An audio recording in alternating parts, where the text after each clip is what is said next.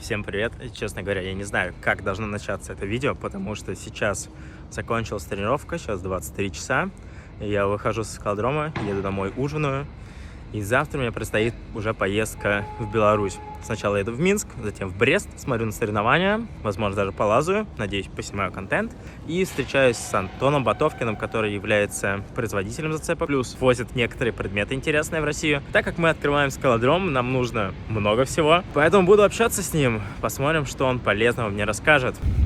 За сегодня это уже второй поезд, первый был до Минска, и сейчас едем от Минска до Бреста, почти приехали, час ночи, сейчас заселимся, и завтра пойдем смотреть город, полазаем, посмотрим на скалодром.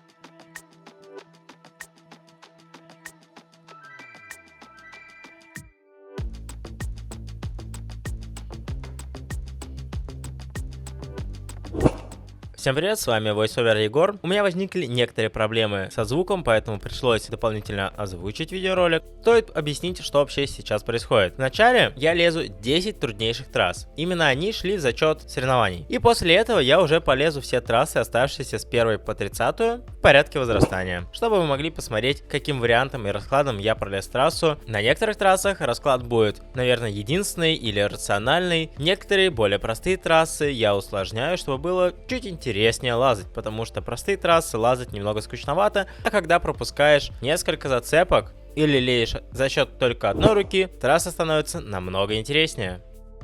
На соревнованиях было 3 сета, у каждого сета было 2,5 часа лазания и 30 трасс. В зачет шли 10 лучших трасс, и у каждой трассы были прописаны баллы за флеш и редпоинт. Флеш, если ты пролазишь с первой попытки, редпоинт, если со второй и более попытки. Соответственно, за флеш дается больше баллов, а за редпоинт чуть меньше. Именно поэтому десятка трасс, в которые лезу, являлась самыми трудными трассами. Все остальные трассы были сильно проще. При этом трассы я решил сортировать также в порядке возрастания, чтобы было проще посмотреть интересующую вас трассу. По моим ощущениям, самая трудная трасса была 7 Б+.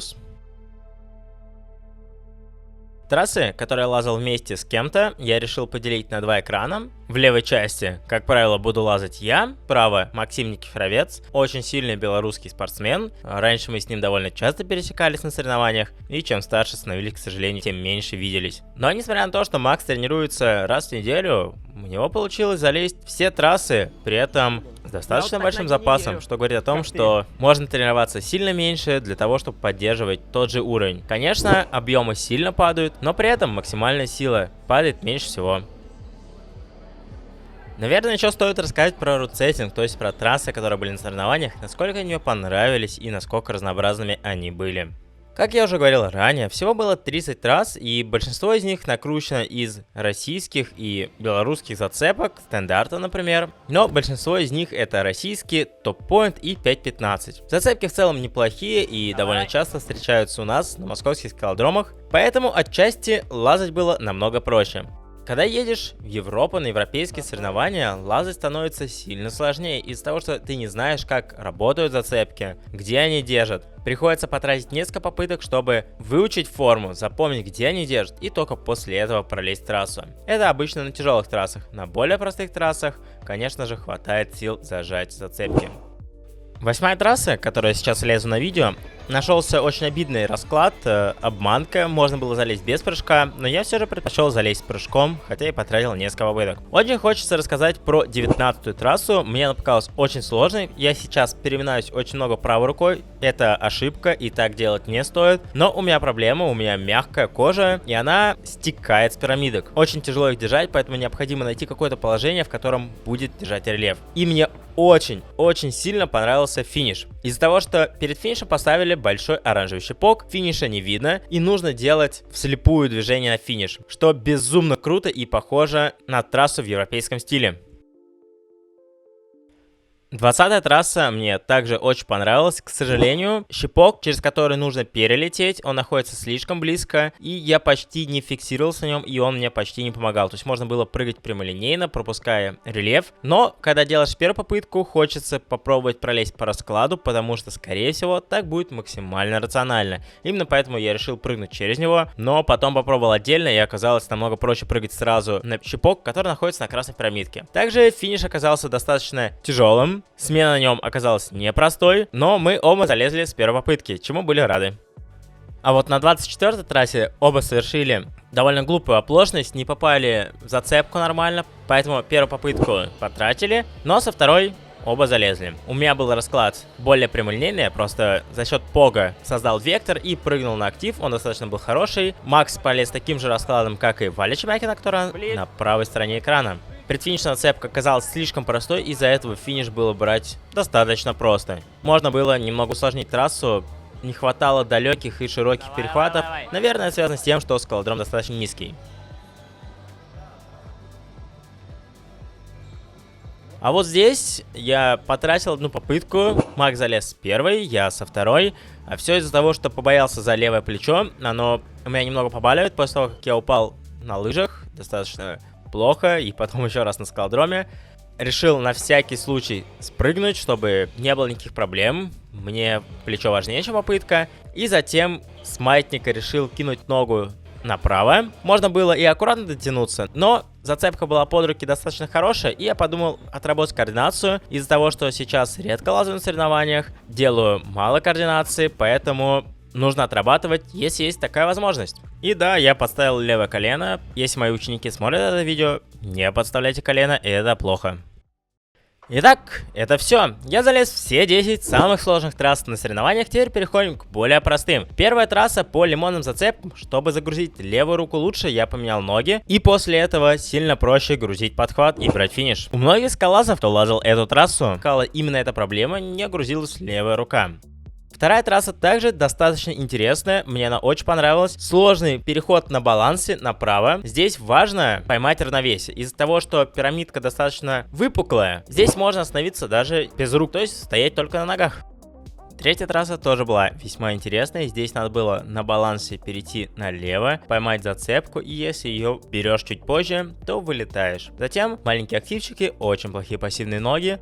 В целом, трасса интересная, я ей дал 6B+, из-за того, что первое движение сложное, и вверх достаточно по плохим зацепкам, но при этом руки можно было сделать еще похуже. Четвертая трасса была классической проходной трассой для новичков, приблизительно 6А, может быть 5C+. Хорошие ноги, неплохие руки, активные. Оставил это видео, потому что в конце был очень опасный момент, когда человек вылетел с лимонной трассы и пролетел подо мной. Потенциально, если бы я упал или спрыгнул, я бы мог раздавить человека, что не совсем хорошо, наверное. На пятой трассе снял два варианта интересных, которым можно было усложнить трассу. И такой пролаз трассы усложняет с 6А плюс 6Б до 6C плюс. Долго думал и не знал, какую категорию дать этой трассе, потому что по ощущениям это ближе к 6А, но когда я пересматривал видео, заметил несколько сложных движений, например, вот это, которое навряд ли будет встречаться на шестерке А, поэтому дал 6Б, но скорее всего это была 6А плюс 6Б. Довольно мягкая категория. Эта трасса, на удивление, оказалась достаточно трудной. Когда я смотрел на нее, была целая очередь, девушки пытались ее пролезть, не получалось. Сложное движение на финиш, надо сдвоиться и с плеча выдавиться на финиш. Непростое движение, но при этом 6А. И еще, обратите внимание, справа лежит человек с телефоном, на которого можно совершенно легко упасть. И мне будет неприятно, и ему будет неприятно. Не стоит так делать.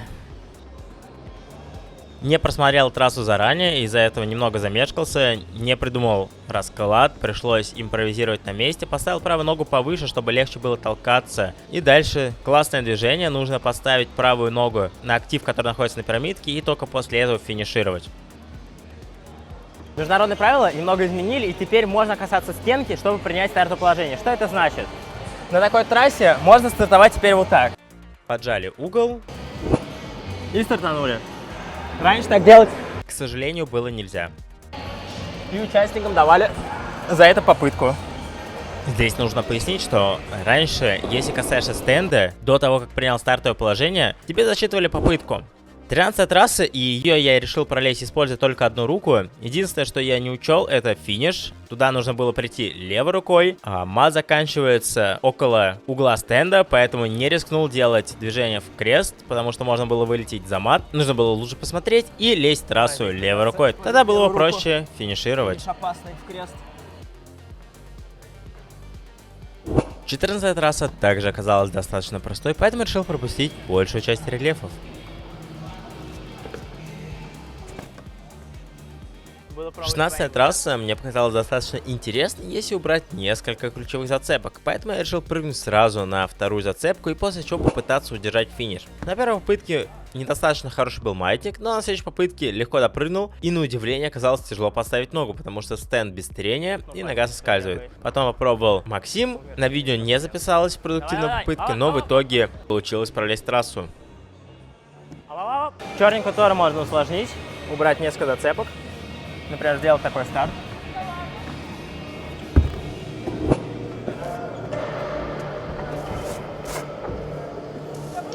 Очень интересно, потому что стенка, на которой сейчас я нахожусь, она имеет положительный уклон, то есть плюс 5, плюс 6 градусов, наверное. И здесь достаточно легко стоять, не используя вообще руками зацепки. Такого в Москве очень мало, и именно поэтому здесь получаются очень интересные трассы, потому что такое редко встречается.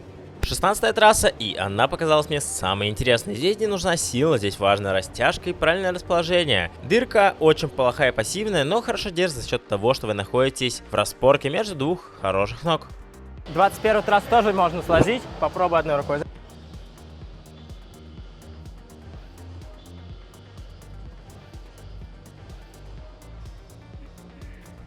Да, попал.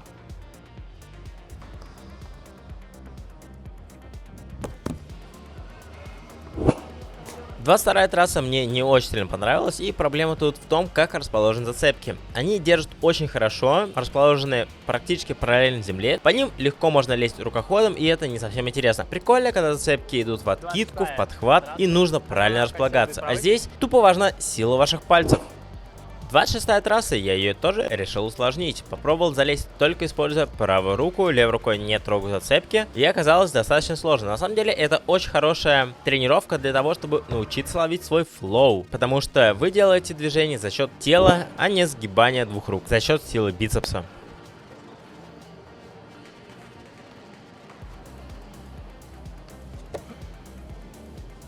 Довольно силовой старт для простой трассы, потому что нужно спиной грузить, чтобы подхват взять.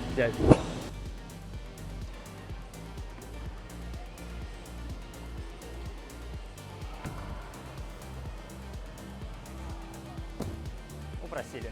Как себе создать флоу за счет свободной руки. Поэтому я стартую с двух рук. Отпускаю одну руку. После того, как я отпустил левую руку, я максимально сильно пытаюсь себя притянуть левой рукой. У меня получается два вектора. Ногами влево, рукой притягиваю себя к стене. За счет этого легко допрыгнуть до предфинишной зацепки. Всем большое спасибо за просмотр. Пишите комментарии, ставьте лайки. Для тех, кто готов меня финансово поддержать, можете подписаться на мой Patreon канал. Ссылка в описании. Пока!